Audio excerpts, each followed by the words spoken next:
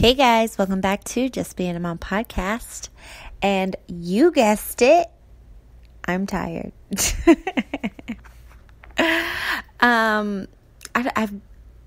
obviously I've been talking a lot how I've been really tired, but now I think I have like I've been diagnosed with no, I'm kidding. I haven't been diagnosed, but I think something's wrong with me. I need to get some type of help for it, or I keep saying I'm gonna start drinking coffee, but I'm not a coffee person. I like the taste of coffee, but it gives me horrible acid reflux, so I can't, it's not something I can take daily. It's just I don't know what else to do, and I'm just should I get a B12 shot? And I'm just well, let me just start with something else, something natural. But I don't know anything. So if anybody knows of anything that's all natural, that provides me with energy, can you please put it in the comments, or tag me in something on Facebook or Instagram, because I really need a solution, because I can't imagine going through the rest of my life. I mean, probably not the rest of my life, but this child rearing stage and continuing to be this tired, especially if I get pregnant again, or if I I'm homeschooling, and just a bunch of things. I just can't imagine doing everything, and I'm this exhausted. I'm going through the day, and my face just feels heavy. I can feel the sleep coming on. I just need it. I need sleep so bad.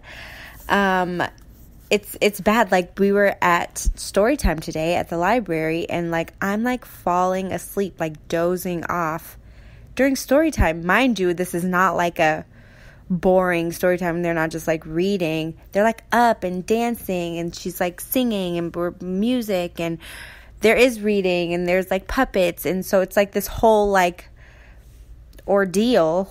And I'm just dozing off. So guys, I have a problem. So if you guys could help me find something natural, that can just help me wake up and get my energy back, that would be super helpful. But anyways, this is the last episode I'm going to talk about how tired I am, I promise.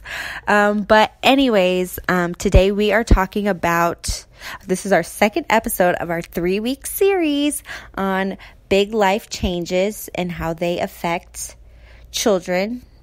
And last week we talked about divorce, so please go listen to that episode. I feel I did a pretty okay job on explaining how divorce affects children, but most importantly, how you not only need to support your child, but don't forget about yourself when you are going through these big life changes. And today we are talking about the loss of a loved one. So, so the way kids deal with the loss of a loved one is not much different from the way an adult would deal with it. The only difference is as an adult, you're emotionally a lot more stable and a lot more mature, and you can handle your emotions a lot better, and you can have more understanding about why this happened, how this happened, where this person is going. You're still very angry, but you have a lot more control.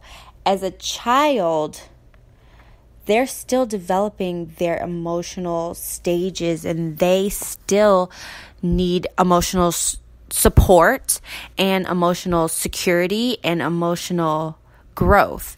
And they're just barely all the chromosomes are in their brain, or I don't know if it's chromosomes, but all this chemicals in their body, and it's all in balance, and it's all working its way together just as they mature into adults. And it's hard enough being a preteen, teen anyways, and then on top of it, you're going through this big change, and then on top of it, you lose a loved one. And even as a smaller child, it's pretty bad too, because you even understand less, because you probably just learned what death is, and it's okay, I just learned about this, and I guess this is what happens. I guess they go to live in the sky. I'm not really sure. where's my mom? You know, it could be so confusing for them, and it could be so, I don't even want to say devastating, because they're at a point where they just really don't even know what's going on. I don't even think they understand that this person's not going to come back. I mean, older kids do, but like as a younger kid, like maybe 5, they can think about it and be sad for a second, and then the next minute they're like playing or whatever. And I think like as an adult, that's what we do too. Like, okay, like we'll be like back in our normal lives, we'll be at work, and then we'll just start crying. And so it's hard for adults and children, but for kids, not that it's harder, but they just have this emotional immaturity on top of the loss of a loved one. So they definitely need support through that. What did I want to say?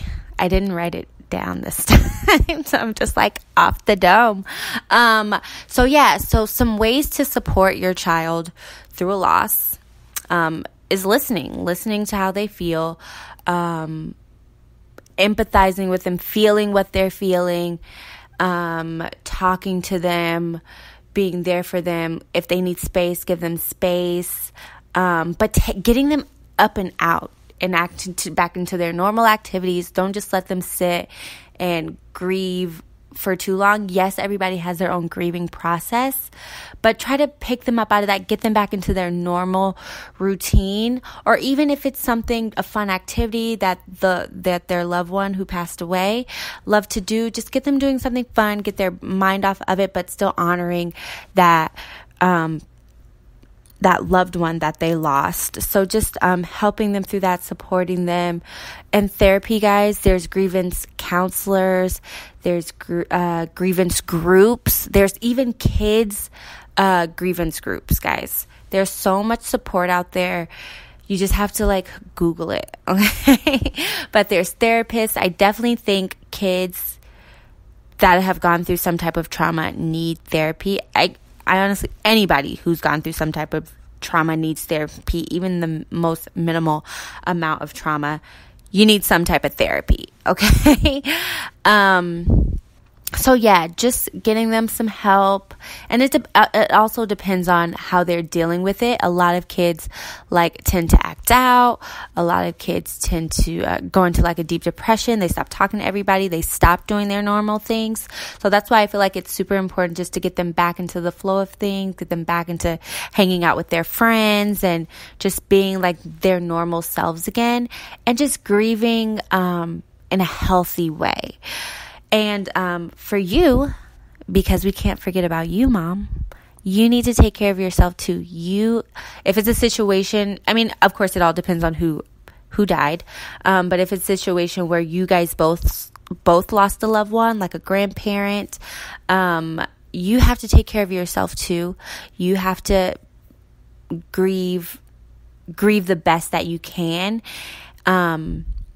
Don't just be, I mean, I can't say don't, but like, if you're just like uncontrollably sobbing, wailing, that's great. That's totally fine. I'm not here to say like, don't do that. Just make sure somebody's taking the kid away, because that could be traumatizing to the kid as well, seeing you grieve in such a way, you know, it could be traumatizing to them as well. I'm not saying don't grieve like that. Do what you have to do. If that's how you grieve, that's perfectly fine. But you know, it could be traumatizing to the child. So, definitely that's why it's so important to just take that time for yourself, grieve how you need to grieve, listen to your grieving podcast, and listen to, and go to church and just grieve how you feel is in a healthy way, do things that your loved one loved to do, and participate in some of the activities, hang out with their friends, honor that person and celebrate them, keep their picture up, like keep some of their things. No, I'm kidding. Do what you want. It's your life. But,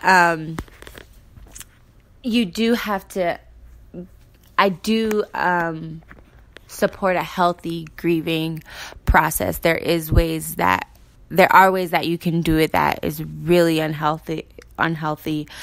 And I just want you to grieve. What am I trying to say? I want you to grieve in a healthy way, and I want your child to see you grieving in a healthy way, to see that emotional maturity, but also see that you're hurt and it's okay. And this happens, and people pass on, and there's nothing you can do about it, right? There's nothing you can do about it. It is out of your control, and that it is in God's hands.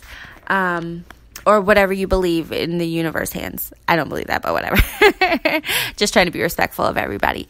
But, and I do also believe that you should start talking to your kids like about death, like at a young age, because it only helps them to be able to understand what's going on more. So I would definitely introduce death, or whatever you want to call it. Like, I know some people like soften it up and say like passing away or going to be with God, or, you know, they've passed on.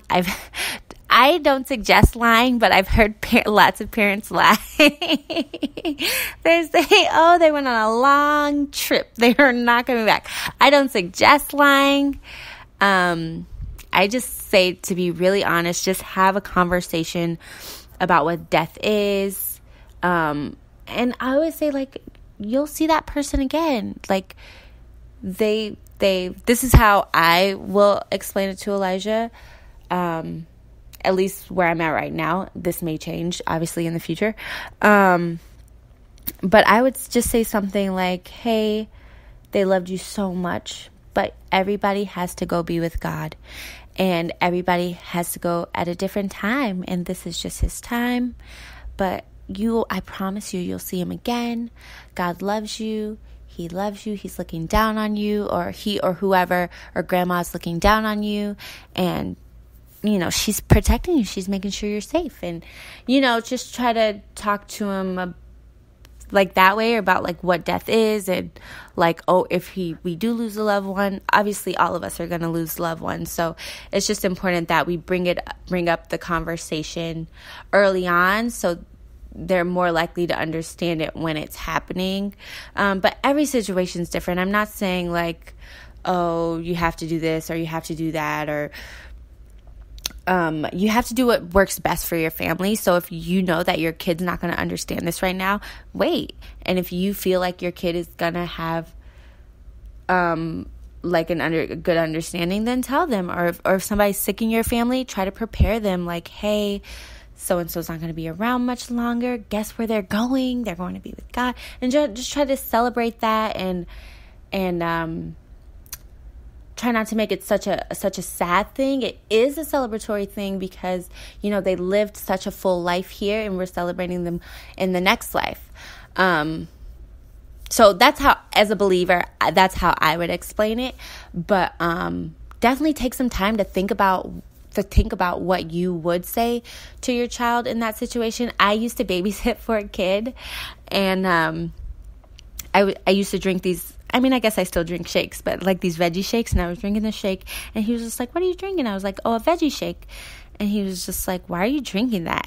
And I was like, so I can stay like healthy, and I can, you know, live a long time. And I don't think I said live a long time. I just said, oh, I really want to stay healthy. And he was just like, yeah, you have to stay healthy so you don't die. And I'm just like, yeah, you're so right. So there's obviously some kind of conversation happening in the home where there's like, they are talking about death, and they are like saying, you know, at least just bring it up in conversations, or he knows a little something. He was only 3.5, but you know, it's never too early to start talking about that kind of thing, you know, just like hinting at it, or whatever you feel, you know, your child, whatever you feel, your child will understand, and you know the right moments for your child, and just trust yourself, and just know it's all out of your control. Like I said, it is a crazy life change. So just find different ways to support your child, and more importantly, to support yourself. And that's it for this episode, guys. I hope you enjoyed it. See you next time.